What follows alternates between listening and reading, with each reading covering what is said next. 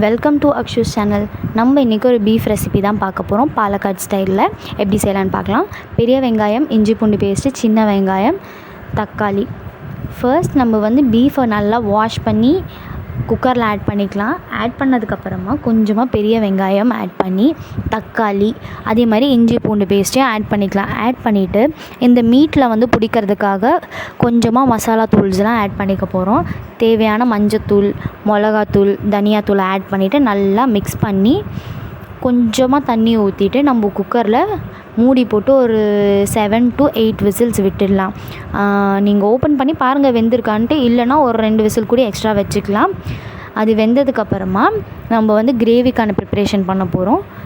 கடாயில் coconut oil add பண்ணி சின்ன வெங்காயம் போட்டு ஒரு 1 minute வதங்கின உடனேவே பெரிய வெங்காயம் ஆட் பண்ணி நல்லா ப்ரௌன் ஆகிற வரைக்கும் வதக்கிக்கலாம்.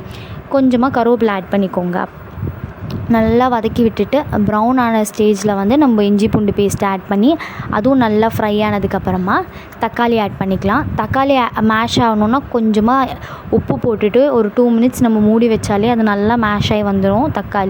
தக்காளி மேஷ் ஆனதுக்கப்புறமா இப்போ தான் நம்ம மெயினாக நம்மளோட மசாலாஸ் ஆட் பண்ண போகிறோம். அது மீட்டில் பிடிக்கிறதுக்கு கொஞ்சமாக ஆட் பண்ணியிருந்தோம். ஸோ அதுக்கேற்ற மாதிரி இப்போ அதில் 1 ஸ்பூன் போட்டால் இதில் 1 ஸ்பூன் போட்டால் போதும்.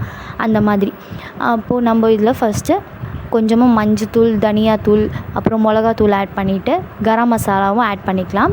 இதில் பாலக்காட் ஸ்டைலில் இந்த தேங்காய் கட் பண்ணி போடுவாங்க, அது இன்னும் டேஸ்ட்டாக இருக்கும்.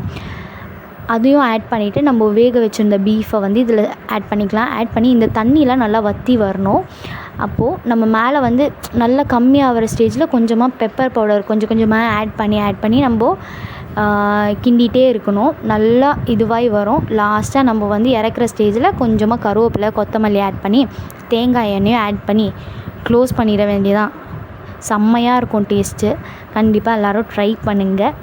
தேங்க்ஸ் ஃபார் வாட்சிங். Two subscribe my channel.